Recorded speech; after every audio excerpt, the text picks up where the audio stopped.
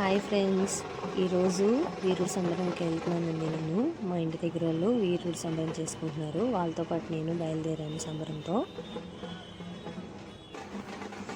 సంబరాలు చూడండి, ఒకదాని తర్వాత ఒకటి ఎట్లా వస్తున్నాయో. ఇది పేరెంటాలమ్మ సంబరం తీసుకొస్తున్నారు.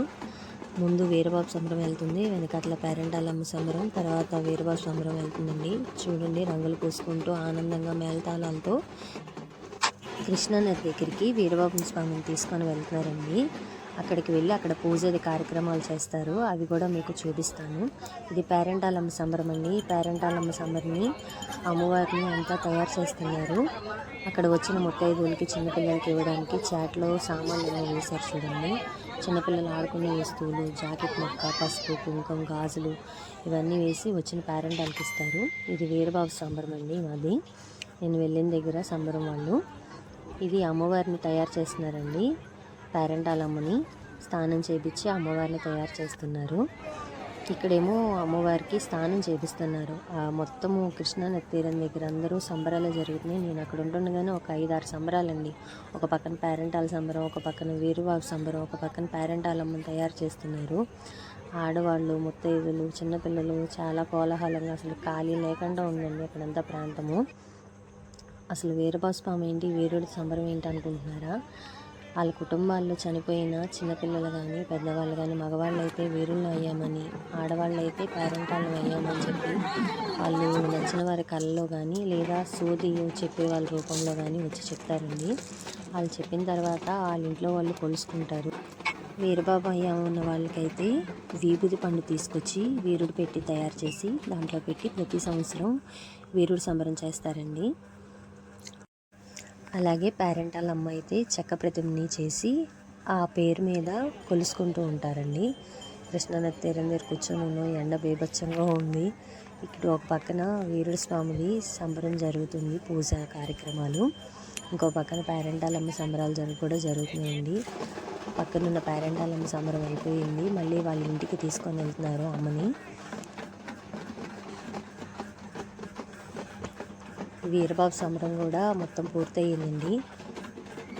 వీరబాబుకి హారతి ఇచ్చేసి ముందు సంవత్సరంలో ఉన్న వీరబాబు స్వామిని అంటే విభూది పండుని తీసుకొని వెళ్ళి కిష్లో నిమజ్జనం చేస్తారండి. హారతి ఇచ్చేసి ఆ పళ్ళని తీసుకొని వెళ్తారండి. ఇప్పుడు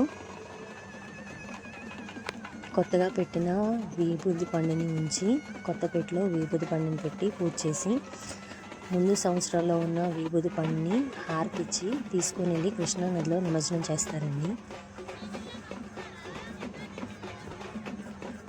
మేళతాళాలతో తీసుకొని వెళ్ళి కృష్ణానదిలో నిమజ్జనం చేస్తారండి.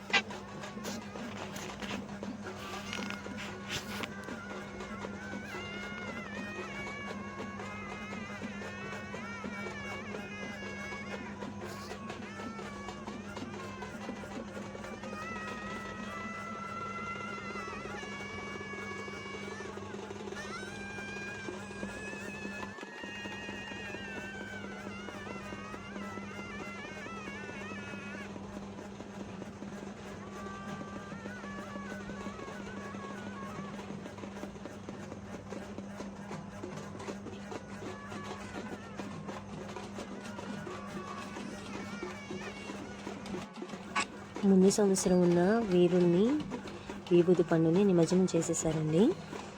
ఒక్కొక్క ఇంటి పద్ధతులు బట్టి, ఆచారాల పద్ధతి బట్టి ఒక్కొక్కరు ఒక్కొక్క రకంగా వీరుడు బాబు సంబరాన్ని చేస్తారండి. వీరుడు సంబరం అంటారు, వీరబాబు సంబరం అంటారు, పేరెంటాల సంబరం, ఇట్లాగా వాళ్ళ ఆచారాల ప్రకారం చేస్తారు. కొంతమంది ఘనాచారాలు పెట్టుకొని చేస్తే, కొంతమంది ఇంట్లో ఉన్న పెద్దవాళ్ళతో లేదా ఇంట్లో ఉన్న కులం వాళ్ళు ఉంటారు, వాళ్ళ తరపు వాళ్ళు కానీ వచ్చి చేస్తూ ఉంటారండి పూజలు. ఇక్కడ నేను వెళ్ళిన చోట అయితే మాకు తెలిసిన వాళ్ళు చేస్తున్నారు. ఘనాచారాలను కేకేశారండి, వాళ్ళతో పాటు పూజ చేయించుకుంటున్నారు. స్వామివారి పూజ మొత్తం అయిపోయింది. హారతి ఇచ్చేసి ఇంకా స్వామివారిని తీసుకొని ఇంటికి తీసుకొని వెళ్తారండి. ఇంటికి తీసుకెళ్ళి ఇంటి దగ్గర కూడా స్వామివారికి హారతులు ఇచ్చి దిష్టి తీసి ఇంట్లోకి తీసుకెళ్ళి పాలు పొంగిచ్చి పరవాన్నం చేసి నైవేద్యం సమర్పించి హారతులిచ్చి కొబ్బరికాయలు కొడతారండి. అక్కడితో పూజ అంతా పూర్తవుతుంది. వచ్చిన ముత్తైదువులకి ప్రసాదాలు పెట్టి తాంబూలం ఇచ్చి పంపిస్తారండి.